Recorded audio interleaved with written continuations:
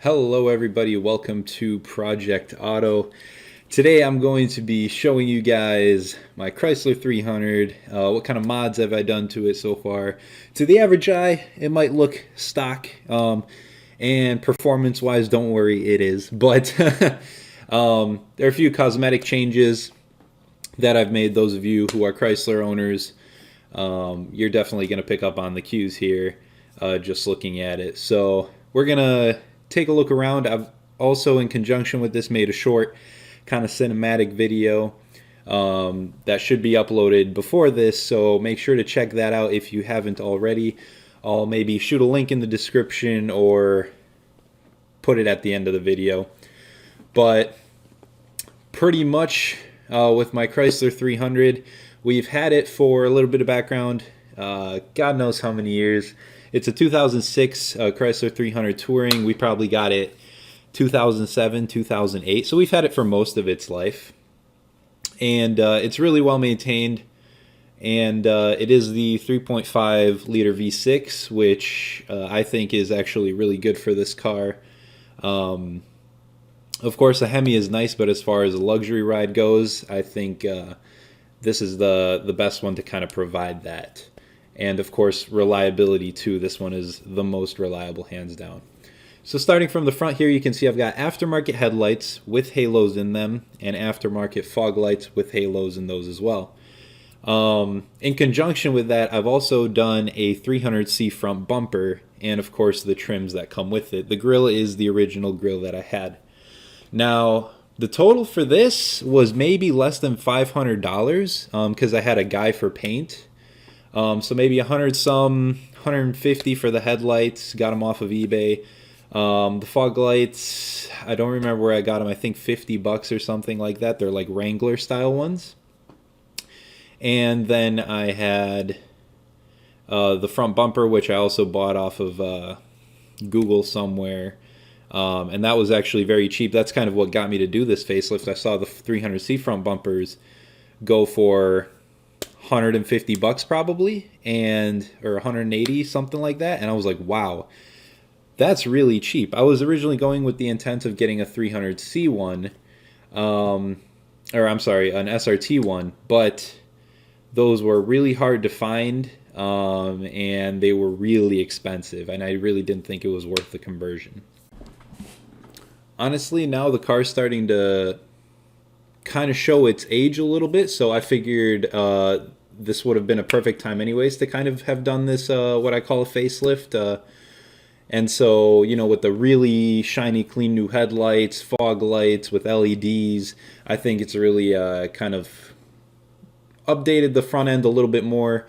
Honestly, there's no excuse to have a 300 in a bad condition if you can put a couple $100 towards basically a whole new front end. You just got to get a guy with paint, because that's probably going to be the most expensive part. And that was still maybe only $200. And so the whole process was really easy, really fantastic. Moving to the side profile here, you can see I've removed the side trim. And I never disliked the side trim, but I did it and it looks much cleaner. You can see the sides just really flat. Also, salt gets stuck under there over time, so that could possibly be bad many, many years down the road. I do have a LED burned out for some reason on this one, but I think it's just a wire thing. As far as rims go, I'm looking to get either 20s or 22s in the near future, and of course when I do, I'll make a video on those. Right now I'm kind of just going through the options. There's a lot of choices, but because of COVID I kind of like postponed it a little bit, not really at the top of the priority list. In the back here you can see I've also got aftermarket taillights, and these are kind of rare to find, and you know, maybe some other time I'll try to get a video in the nighttime, but you can see that they're like tube LEDs. They look a lot like the 2015 Plus models, and this really spruced up the front end. Like at nighttime especially, it looks fantastic. In fact, it looks better than the 2015 ones in my opinion. And of course, in addition, I've debadged the rear as well. to kind of give it that clean image. You can see the sides very clean, the back's clean, you know, no badging. It's kind of a European thing to do. I do it, you know, with my Mercedes and whatnot, but still got that dealer plate. I don't know. We'll take care of that eventually. It's not really too big of an agenda. This car doesn't get driven much. It's mostly a summer car, so it's what my goal for this car was basically to make it a luxury cruiser, and more or less that's what it is. The ride's fantastic. You know, the engine and transmission very quiet, shift very smoothly. Only things I probably would like to maybe do a bigger brake conversion on this, but other than that, this is a really great road trip car for commutes and whatnot, and I love it for that. So now we're moving on to the interior part and the salt on the car mats. It is still technically winter, so I've got to do my spring cleaning, but you can see here that I've got a gray interior with black as the secondary color, and I've got some quilted leather floor mats on the bottom, floor liners I should say, that pretty much match the color of the leather almost, and really bring out the luxury in the car itself. I think, you know, like I said, a luxury cruiser is what I want for this car, and I think I've kind of really done a good job with that, especially on the interior here. You can see the Android radio that I've updated. I actually made a YouTube video on that. If you haven't seen it, go ahead and check it out. Really affordable unit, and I think that's kind of one of the biggest things that really brought the car, you know, to 2020. Once again, the car was starting to show its age, you know, had the base radio. Even if you have the touchscreen radio, it's kind of meh.